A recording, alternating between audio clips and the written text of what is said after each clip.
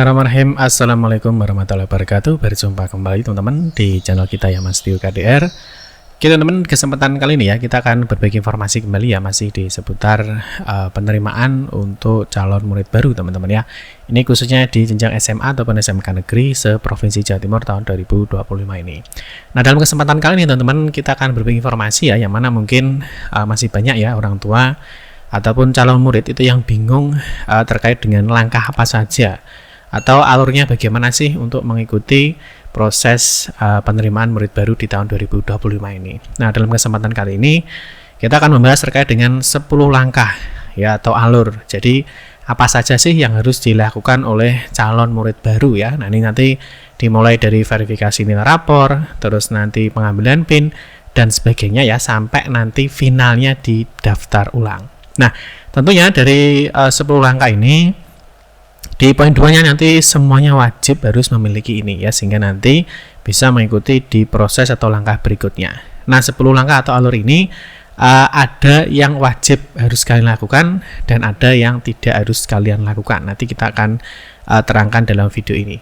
Nah, tentunya teman-teman untuk 10 langkah ini berlaku ya. Jadi berlaku untuk siswa ya atau lulusan di Jatim tahun 2025, lulusan Jawa Timur tahun sebelumnya ya, maupun untuk lulusan di luar Jawa Timur. Jadi nanti semuanya nanti kita akan bahas jadi alurnya atau step by stepnya apa yang harus dilakukan oleh siswa itu apa saja ya.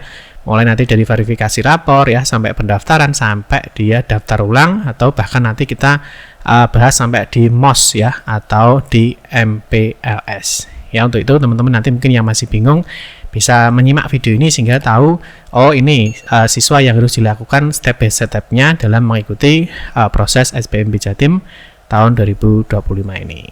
Baik rekan-rekan semua, kita ingatkan kembali ya bagi kalian yang baru pertama kali ya bergabung di channel ini atau mungkin baru melihat channel ini, jangan lupa ya klik tombol like ya, silahkan klik tombol subscribe dan bunyikan lonceng notifikasinya ya biar Anda selalu mendapatkan informasi pertama kali dari kami. Bagi kalian yang suka baca berita, silahkan kunjungi saja di laman resmi kita mastiukadr.com. Di sini kita akan berbagi informasi ya, khususnya di seputar dunia pendidikan. Selamat menikmati informasi dari kami dan semoga informasi ini bermanfaat ya untuk kita semua. Oke teman-teman, langsung saja kita bahas untuk 10 langkah atau alur ya. Jadi yang perlu dilakukan untuk calon murid baru itu apa dalam proses pelaksanaan SBMP Jatim 2025 ini. Nah, tapi seperti biasa kita ingatkan kembali ya bagi teman-teman yang ingin bergabung di grup Telegram ataupun WhatsApp ya. Nah, ini silahkan di-scan ya QR code yang tampil di layar kaca Anda. Oke, kita mulai teman-teman. Jadi untuk yang pertama, jadi untuk pelaksanaan SBMP mungkin masih ada yang bertanya-tanya ya. Bagaimana sih sebenarnya apa yang harus dilakukan oleh siswa? Jadi pertama kali siswa itu apa yang harus dilakukan ya. Terus step kedua itu apa yang harus dilakukan. Step ketiga itu apa harus dilakukan sampai nanti kita rangkum menjadi 10 step atau 10 langkah atau 10 bagian gitu ya. Nah, yang pertama yang langkah atau alur. Jadi pelaksanaan SBMP ya ini di Jawa Timur ya tahun 2025. Ini beberapa langkah ya atau alur yang harus dilakukan oleh calon murid baru. Nah, kita bahas dulu yang pertama teman-teman ya. Jadi yang perlu dilakukan ya untuk murid baru ini adalah melakukan verifikasi nilai rapor. Nah, verifikasi nilai rapor ini tidak semua calon siswa baru itu mengikuti, tetapi yang bisa melakukan verifikasi nilai rapor yaitu adalah siswa lulusan Jatim tahun 2025. Ini kemarin kita sudah bahas ya. Mungkin ada yang bertanya, Pak, bagaimana cara verifikasi nilai rapornya? Ya, nanti teman-teman bisa cek. Kemarin kita sudah membuatkan video ya. Nanti teman-teman bisa cek di SBMP 2025 untuk cara verifikasi nilai rapor itu seperti apa. Nah, nanti teman-teman cek di sini ya. Ini ada cara verifikasi nilai rapor. Ini yang pertama. Nanti di sini sudah kita jelaskan syaratnya apa saja, terus bagaimana cara verifikasi nilai rapornya, itu ya. Terus yang berikutnya untuk verifikasi nilai rapor, ya jadi verifikasi nilai rapor ini hanya untuk lulusan Jatim tahun 2025, yang mana yang nilai rapornya itu sudah dientrikan oleh sekolah SMP atau derajatnya. Nah, nanti untuk verifikasi nilai rapor ini dilakukan mulai tanggal 24 sampai dengan 28 Mei 2025. Nah, ini wajib ya, jadi ini langkah pertama. Jadi bagi teman-teman harus tahu ya, teman-teman itu lulusan tahun berapa. Ya, harus melakukan verifikasi nilai rapor atau tidak, ya. Terus yang berikutnya di poin 2 itu adalah konfirmasi ke sekolah, teman-teman ya. Nah, konfirmasi karena apa, Pak? Ini masih terkait dengan poin 1, yaitu jika ada nilai rapor yang salah. Nah, tadi ya sudah kita jelaskan, ketika adik-adik itu melakukan verifikasi nilai rapor, ya misalkan melakukan verifikasi nilai rapor tanggal 24 ya misalkan. Nah, tetapi dalam verifikasi nilai rapor ini ada kesalahan nilai rapornya. Nah, wajib teman-teman itu segera konfirmasi ke sekolahnya ya untuk bisa dilakukan pembetulan ya. Jadi misalkan adik-adik verifikasi nilai rapor tanggal 24 ya, ternyata ada kesalahan, segera konfirmasi sehingga nanti sekolah itu bisa melakukan pembetulan nilai rapor kalian mulai tanggal 27. Nah, nanti ketika sekolah ini sudah adik-adik konfirmasi ya, jadi adik-adik konfirmasi ke sekolah, Bapak Ibu ini ada kesalahan nilai ya. Nanti sekolah akan melakukan perubahan di tanggal 27 sampai 31. Nah, berikutnya ini adik-adik ini baru bisa melakukan verifikasi kembali. Ya, jadi nanti verifikasi kembalinya bisa tanggal 27, bisa tanggal 28. Ya, yang penting nanti jika ada kesalahan nilai rapor, ini wajib konfirmasi ke sekolah ya untuk dilakukan pembetulan mulai tanggal 27 Mei 2025. Paham ya? Ini sekali lagi ya, jadi untuk jadwalnya silahkan dipahami. Ya. Terus yang ketiga teman-teman ini adalah pengajuan PIN secara online. Ya, ini ya. Nah, pengajuan PIN secara online ini wajib semuanya ya, jadi wajib semuanya harus dilakukan ya, jadi wajib semuanya harus dilakukan. Nah, ini bagi calon murid baru ya, jadi semuanya itu harus wajib pengajuan PIN, baik itu yang mau daftar di tahap 1, 2, 3 maupun di tahap 4. Nah, pengajuan PIN teman-teman di sini adalah dilakukan secara online ya, jadi bisa dari rumah, bisa dari sekolah, bisa di mana saja. Nah, proses pengambilan PIN ini bisa dimulai di tanggal 2 ya sampai 2 sampai 13 Juni 2025. Pak, caranya bagaimana ya? Kalian bisa lihat di video ini ya. Kemarin kita sudah mengupload yang terakhir untuk lulusan Jatim tahun lalu. Terus kita sudah bahas untuk yang lulusan Jatim tahun 2025, nanti bisa cek di video kita. Ya. Terus berikutnya di poin 4. Nah, ini verifikasi berkas pengajuan PIN secara offline. Nah, kalau tadi adalah pengajuan PIN-nya adalah secara online. Nah, ini setelah adik-adik ini ya, setelah pengajuan online. Jadi di poin 2 ini, setelah pengajuan online nanti muncul nama sekolahnya ya. Jadi ada 5 sekolah untuk rekomendasi di mana yang paling dekat dengan lokasi rumah kalian. Nah, berikutnya di poin 4 ini harus wajib melakukan verifikasi dan validasi dokumen. Jadi yang sudah diupload ya, itu wajib dilakukan verifikasi. Nah, ini semuanya wajib ya, sehingga nanti PIN-nya bisa terbit ya. Kalau cuma adik-adik cuma melakukan poin 2, nanti PIN-nya nggak bisa terbit. Jadi poin 2 ini harus ada 2 langkah yang wajib kalian lakukan ya. Jadi 2 langkah ini ya. Jadi pengajuan PIN secara online, berikutnya adalah melakukan verifikasi berkas pengajuan PIN secara offline. Ini bisa ke SMA atau SMK ya, tergantung dari saat pengajuan PIN ini muncul 5 sekolah itu yang paling dekat dengan rumah kalian itu yang mana itu ya. Terus yang berikutnya di poin 5, nah ini harus melakukan verifikasi kesehatan. Nah, kalau verifikasi kesehatan ini bagi adik-adik yang mau daftar di jurusan SMK ya, dengan jurusan khusus atau konsentrasi keahlian khusus. Ini khusus apa saja, Pak? Ya, kemarin kita sudah bahas ya. Jadi di sini kemarin kita sudah mengupload ya. Jadi jurusan-jurusan apa saja sih yang mensyaratkan harus melakukan verifikasi kesehatan. Ini ya. Ini ya. Jadi ada daftar nama jurusan atau konsentrasi keahlian di SMK ini yang mensyaratkan tes kesehatan tidak buta warna dan tinggi badan ya. Di sini bisa dilihat. Nah, ini kalau tulisannya ya, berarti ini mensyaratkan tes kesehatan ya. Nah, tes kesehatan itu dilakukan kapan, Pak? Ya, tes kesehatan itu dilakukan saat teman-teman ya. Jadi tes kesehatan ya atau verifikasi kesehatan itu dilakukan saat poin ini ya, verifikasi dan validasi dokumen PIN. Jadi setelah pengajuan PIN online ya, kalian saat datang ke sekolah SMA atau SMK itu sekalian melakukan verifikasi kesehatan ya, karena di sini tanggalnya hampir sama ya. Jadi yang pengajuan PIN sampai tanggal 13, tetapi untuk verifikasi kesehatan ini tanggal 2 sampai dengan 14. Paham teman-teman ya? Jadi verifikasi kesehatan bisa dilakukan saat adik-adik ya, jadi melakukan verifikasi dan validasi pengajuan PIN online tadi. Ya, paham ya? Nah, ini bisa verifikasi kesehatannya bisa di SMA atau bisa di SMK negeri. Ya, jadi saat kalian verifikasi bekas PIN ya ke sekolah SMA atau SMK ini bisa langsung melakukan verifikasi kesehatan. Tapi nanti ada dokumen yang harus dibawa. Nanti kita akan bahas di video kita berikutnya, gitu ya. Terus di poin 6, teman-teman, yang poin 6. Nah, ketika kalian sudah pengajuan PIN ya, sudah mendapatkan PIN, nanti di sini bisa mengikuti latihan pendaftaran.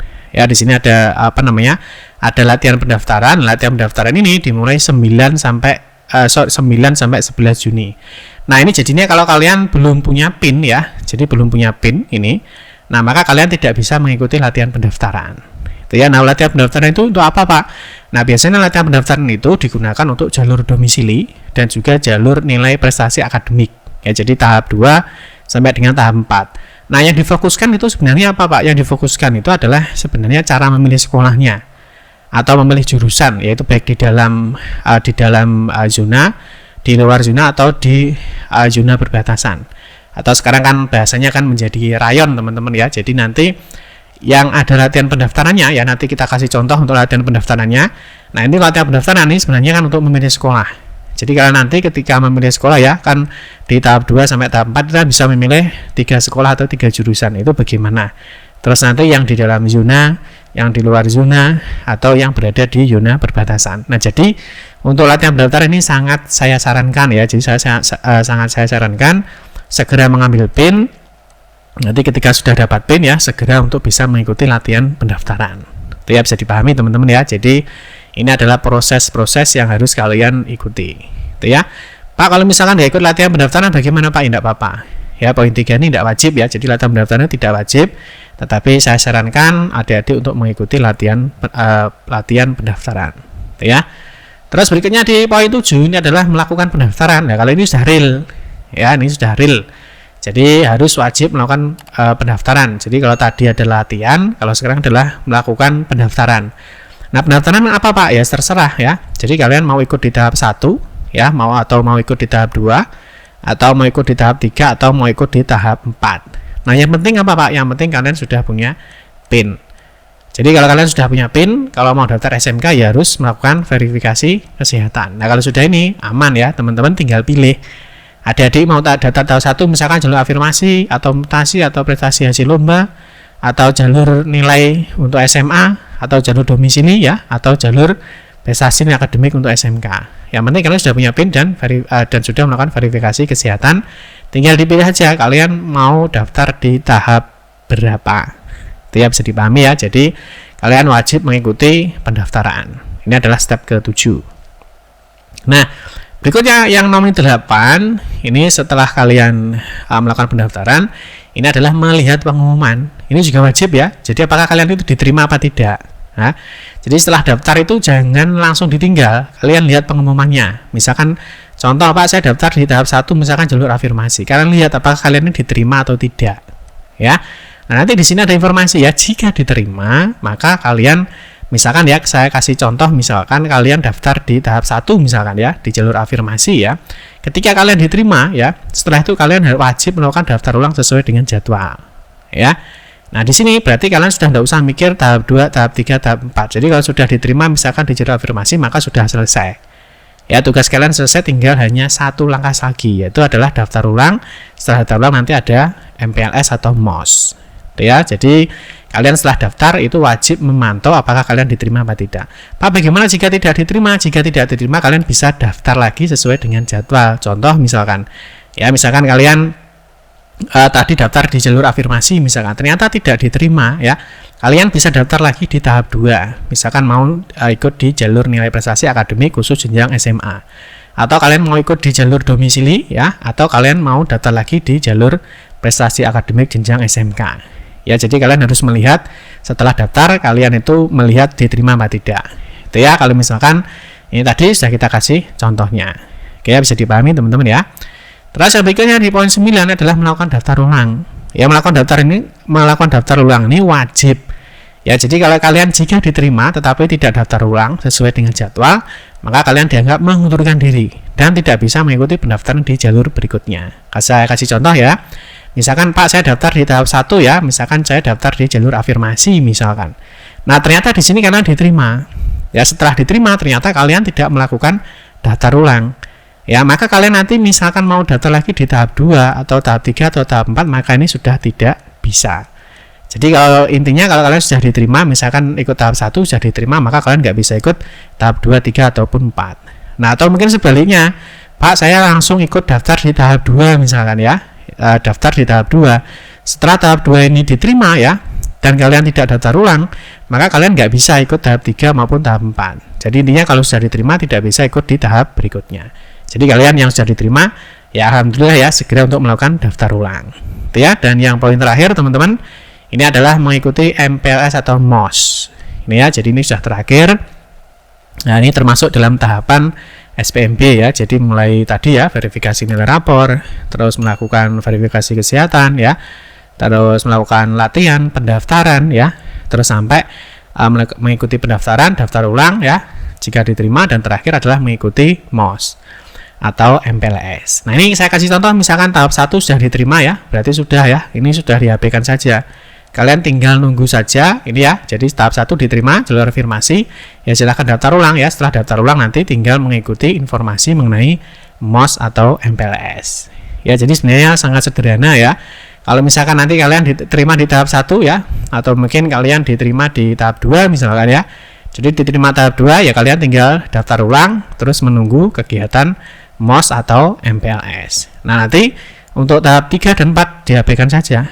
Nanti kalian fokus di sini ya. Jadi kalau kalian itu sudah diterima ya, jadi bagi yang sudah diterima ya dan daftar ulang ya, maka langkah selanjutnya adalah menunggu informasi MPLS atau MOS di sekolah tujuan Anda. Ya, silahkan fokus mencari info di sekolah tujuan Anda. Ya, jadi misalkan kalian di tahap 1 sudah diterima di jalur afirmasi ya, kalian langsung aja ya daftar ulang. Setelah daftar ulang sudah nunggu saja informasi mengenai MOS atau MPLS. Jadi kamu setelah ini fokus saja di sekolah tujuan.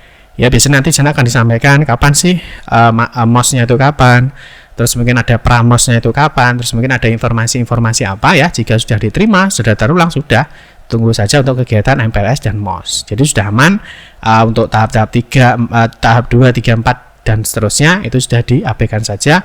Kalian fokus saja mencari informasi di sekolah tujuan Anda. Ya, kalau kalian misalnya sudah diterima di tahap 1 di jalur afirmasi. Itu teman-teman ya, jadi informasi mengenai langkah atau jalur atau alur ya, apa saja yang harus kalian lakukan. Nah, ini saya sedikit ralat teman-teman ya. Jadi ini yang terpenting itu bukan di poin 2 teman-teman ya. Jadi yang terpenting adalah di poin 3. Ya, tadi ada sedikit kekeliruan ya. Jadi sebenarnya ini yang paling penting adalah di poin 3. Yaitu adalah proses ambil PIN. Ya, nanti kita ganti ya. Jadi yang paling penting itu adalah poin 3 dan poin 4. Jadi ambil PIN dan juga proses verifikasi PIN. Jadi kalau kita lihat di poin 3 tadi ya, ini saya ulang lagi ya. Jadi di poin 2 itu kan poin 2 itu konfirmasi jika ada kesalahan. Nah, ini di poin 3 itu adalah pengajuan PIN. Ini wajib. Terus setelah pengambilan PIN secara online dilanjutkan dengan proses verifikasi PIN. Ya, ini jadi di poin 3 dan 4 ini yang sangat penting ya, sehingga nanti sehingga nanti kalian bisa mendapatkan PIN. Ini semua wajib punya PIN, nanti bisa ikut latihan pendaftaran dan juga bisa mengikuti pendaftaran di setiap tahapnya. Itu teman-teman ya. Jadi yang paling penting adalah di poin 3 dan poin 4 ya. Jadi adalah pengajuan PIN secara online dan melakukan verifikasi ya berkas PIN secara offline ya di operator SMA atau SMK yang ditunjuk oleh sistem. Itu teman-teman ya. Jadi semoga bisa dipahami terkait dengan di poin ini ya. Jadi yang paling penting adalah di poin 3 dan poin 4. Oke teman-teman, mungkin itu saja informasi yang dapat kami sampaikan. Semoga informasi ini bermanfaat. Mohon maaf jika ada salah-salah kata dalam memberikan informasi dan penjelasan. Kita berjumpa kembali di video-video berikutnya. Saya akhiri, wassalamualaikum warahmatullahi wabarakatuh.